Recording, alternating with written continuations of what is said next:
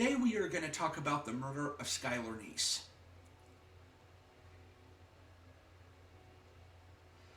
I also want to say I have a 15% off discount code for the Crime Store. If you're interested, you can use that on any purchase. And if you do make a picture, if you want to send me a picture, I will send you an exclusive Crime and Punishment gift, and I'll feature it on Instagram and in a video. Now let's get into this.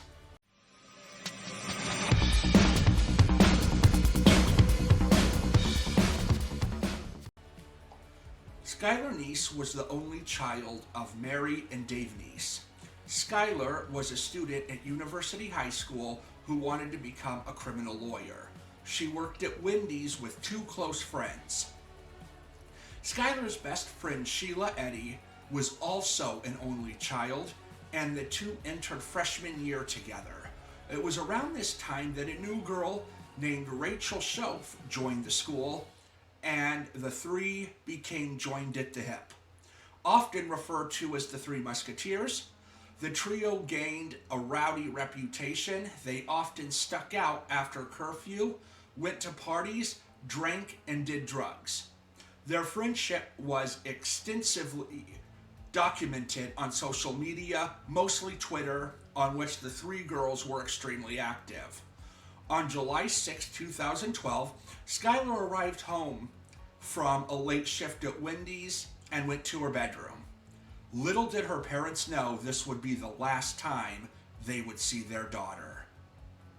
Her apartment complex's surveillance video shows Neese left the apartment via her bedroom window at 12:30 a.m. on July 6th and got into a sedan. Neese's father said she did not take her cell phone charger, her window was left open, and that she planned on coming home.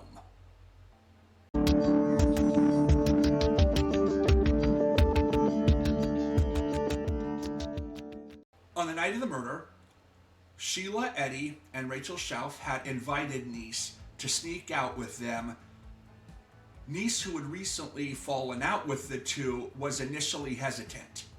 After a series of phone calls and texts from the girls, Neese changed her mind. At approximately 12:30 a.m., Neese climbed out of her bedroom window, crossed the street, and got into the back seat of a four-door sedan. The police later determined that the sedan had been in the possession of Sheila Eddy that evening. The three girls then headed northwest from Star City toward Blacksville via US Route 19. The girls had planned to travel along West Virginia Route 7, but turned around after spotting a state police car parked in front of a gambling lounge. They eventually arrived at their destination, just across the Pennsylvania state border, a spot where all three of the girls would occasionally smoke marijuana. Schoaf and Eddy had been planning Neese's murder for months. They left Eddy's house, prepared to carry out the assault on Neese, bringing with them kitchen knives, paper towels, bleach, clean clothes, and a shovel. They concealed the knives on their person and hid the remaining items in the trunk of Eddy's vehicle. Once the girls were out of the vehicle, told Neese they had forgotten to bring a lighter. Neese volunteered to go back to the vehicle to fetch her own lighter. Once Neese turned her back, Schoaf and Eddy began counting to three, their agreed upon signal. Upon giving the signal, Schoaf and Eddy began to stab Neese. Neese attempted to run, but was only able to run a few feet before Schoaf tackled her to the ground and continued the assault. During the attack, Neese managed to wrestle Schoaf's knife from her and, in an apparent attempt to defend herself, cut Schoaf's knee. Eddy continued to stab Neese until there was complete silence, and according to Schoaf, Neese's neck stopped making gurgling sounds. Neese's autopsy revealed more than 50 stab wounds. Afterwards, Schoaf and Eddy attempted to bury the body, first dragging Neese to the side of the road, which would not work because the road ran along a creek and the soil there was too hard and rocky to dig a hole, which had been their original plan. They instead covered Neece's body with rocks, fallen branches, and dirt. Shoaff and Eddie then returned to the car to clean themselves and the murder scene. Upon completing the murder and cleaning up, Shoaff and Eddie left the scene, disposed of their blood-soaked clothing, and returned to their homes. Neece was initially considered to be a runaway by police, and an Amber Alert was not immediately issued. An early tip indicated that Neece had been seen in North Carolina, but Star City Police Department determined that the person spotted was not her. Neece's parents posted flyers about their missing daughter in the Mongolia County region. Police determined that the unknown sedan in which Skylar Neece was last seen belonged to Eddie and interviewed her. Eddie admitted to picking up Neece but stated that she had dropped her off an hour later. The FBI and the West Virginia State Police joined the search for Skylar Neece on September 10, 2012, and began interviewing Neece's school friends. Now, the real disgusting part of this is when Skylar went missing, Eddie and Shoaff went to Skylar's house to comfort her parents and assist in the investigation, all the while knowing what they had done. One of the girls was making Twitter posts about how much they miss her and they will always be best friends. One of the girls also made a cryptic Twitter post that read, "We really did go on 3." The break in the case came when Rachel Shoaff admitted plotting with Sheila Eddy to kill Neece. The motivation Shoaff gave for the murder was they didn't like her and they didn't want to be friends with her anymore. Now, this is true, but it isn't the reason they killed her. They killed her because Eddie and Shoaff were having a lesbian relationship and they were scared that Skylar Neece would out them. Dave Neece stated that these two girls were among his daughter's best friends and that Sheila Eddy had even helped the family look for her by distributing missing persons flyers. After her confession, Rachel Shoaff led investigators to Neece's body. On March 13, 2013, U.S. Attorney William Enfield issued a press release stating that the body was found in Wayne Township, Greene County, Pennsylvania on January 16, 2013, and had been identified as the body of Skylar Neece. Neece's body was found less than 30 miles away from her home. The Department of Justice in this case had jurisdiction because the girls crossed state lines with the intent to commit a felony. Have been arrested for stabbing a third friend to death. One of the girls has confessed. The other will be tried as an adult, and ABC's Paula Ferris brings us the story. They were supposed to be best friends for life, Sheila Eddy, Rachel Shoaff, and Skylar Neece. But last summer, one of those BFFs' lives was cut tragically short. Skylar Neece stabbed and left for dead. The only thing I care about is they get what's coming to them. It was July 2012 when 16-year-old Skylar, a student at University High School in West Virginia, went missing. Surveillance footage shows her sneaking out of her family's home in the dead of night. After months of searching, there was still no sign of the teen. And then a stunning turn in the case. Close friend Rachel Shoaff comes forward, providing the location of Skylar's dead body. The one-time best friend admits to maliciously and intentionally causing the death of Skylar Neece by stabbing her and causing fatal injuries. But the story doesn't end there. While one best friend admitted to murder, the other, 17-year-old Sheila Eddy, comforted the family. She even tweeted, "Rest easy, Skylar. You'll always be my best friend. I miss you more than you could ever know." But according to prosecutors, that tweet was just a smokescreen. And this week, she too will be charged with Skylar's murder. If you're innocent, you don't cover up something for 9 months. You don't come to somebody's house the next day after you murder somebody and walk up and down the street and try to look for the person that you murdered. Sheila Eddy has not yet entered a plea, and her lawyers have released a statement saying it's premature to comment on the case at this time. Now, Skylar Neece's family is left asking why this friendship that was supposed to last forever ended in murder. For Good Morning America, Paula Ferris, ABC News, New York. Okay, let's get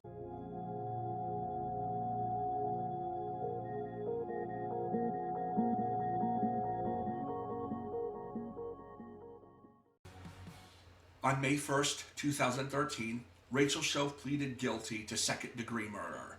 The teens attempted to bury Neece's body, but were unable to do so, and instead covered the body with branches. The court transcript indicates that other students overheard conversations between Shove and Eddy about the murder plot, but failed to report it, thinking they were joking. According to Shove's plea agreement, she pleaded guilty to murder in the second degree by unlawfully, felonious, willfully, maliciously, and intentionally causing the death of Skylar Neece by stabbing her and causing fatal injuries. Shove's family issued a public apology for her actions through their lawyer. On September 4th, 2013, West Virginia prosecutors publicly identified Sheila Eddy as the second alleged perpetrator of the murder of Skylar Neece and announced that she would be tried as an adult. Eddy was indicted by a grand jury on September 6, 2013, with 1 count of kidnapping, 1 count of first-degree murder, and 1 count of conspiracy to commit murder. Sheila Eddy pleaded not guilty to these charges. The date of the trial was originally set for January 28, 2014. However, facing the prospect of charges from Pennsylvania authorities in addition to the West Virginia charges, Sheila Eddy pleaded guilty to first-degree murder. She expressed no remorse.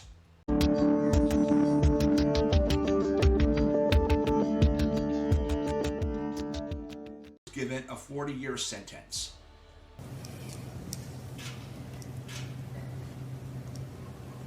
I'm so sorry.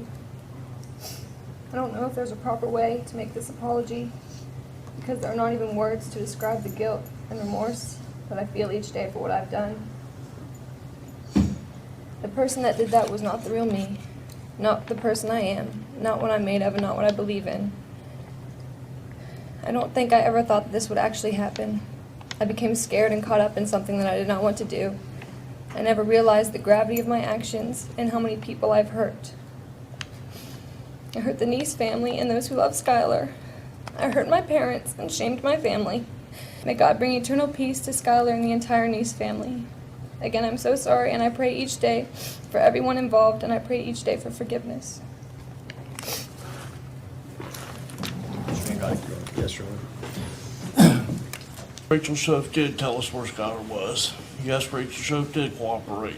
And Rachel Shove also murdered my daughter in cold blood. Skylar would not be where she was if it wasn't for Rachel Shove. You said yourself, Your Honor, this is first-degree murder. She should not give any leniency, and she can take her apologies and everything else and sit on them because that's about what they're worth to me and my wife. She has done nothing but make our lives a living hell since this day one. She did cooperate in the end because she knew that it was closing in on her, and yes, she would be caught. That's the only reason she feels remorse. Your Honor, I ask you to give her 40 years and plus if you can. Thank you, sir. Thank you. She was sentenced to life in prison with mercy under West Virginia law. She is eligible for parole after 15 years. Pennsylvania authorities did not file charges as per the plea deal. We'll start with our top story of the night. We have been waiting for answers about the murder of Star City teenager Skylar Neece. We learned some details when Rachel Shove stepped forward and confessed in 2013. But now her co-conspirator has done the same. Sheila Eddy has pleaded guilty to Skylar's murder. Andrew Clay was in the courtroom today, and he has all of the details. After pleading to first-degree murder, Sheila Eddy now faces life in prison with possible parole after 15 years. Today's plea hearing was very emotional, especially for the Neece family. Since that date, my wife's life has drastically altered. We are no longer a family. The person sitting before you, Skylar's so-called friend, took her away from us without any remorse or feelings. You can look into the eyes of those who are responsible, but you can never hear what they heard as they were taking her life. What turned this teen on her best friend still remains much of a mystery. Prosecutor Marsha Ashdown says Eddy and her co-conspirator, Rachel Shoaf, began distancing themselves from Neece and planned to kill her to ensure their secrets were kept. Instead of just saying, well, let's not call Skylar anymore, or let's not have Skylar on a sleepover anymore, let's kill her. And they did. Ashdown said what those secrets are still remain much of a mystery. Neece was last seen in July of 2012. Ashdown says that night Skylar thought she was going joyriding with her friends where they planned to smoke pot. Instead, her friends repeatedly stabbed her until she died and later told investigators they dropped her off near her home that night. Because those girls were best friends with Skylar, police had little reason to disbelieve them. Even Dave and Mary would certainly not have believed that the best friends could have killed their daughter. That was an obstacle in the beginning. The tides shifted on the case when Shoaf's story changed. She eventually led investigators to Neece's remains last January and pleaded guilty to second-degree murder. She named Eddy as a co-conspirator. 18 months after Skylar disappeared, her killers are now convicted, but the Neece family says it's far from closure. There's no closure at all, I don't think. I mean, who knows how my mind works right now. I don't think it'll ever be closed. My little girl was something you can't close. Shoaf has yet to be sentenced, and she could face up to 40 years in prison. Reporting in Morgantown for 12 News, I'm Andrew Clay.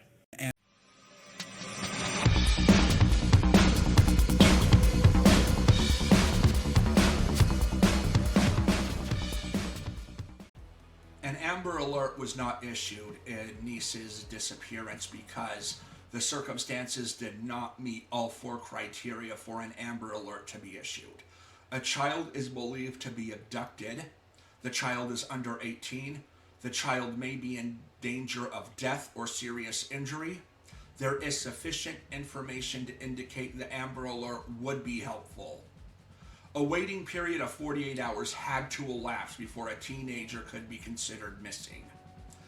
A West Virginia state legislature from the Neece Family Home District introduced a bill called Skylar's Law to modify West Virginia's Amber Alert plan to issue immediate public announcements when any child is reported missing and in danger, regardless of whether the child is believed to have been kidnapped.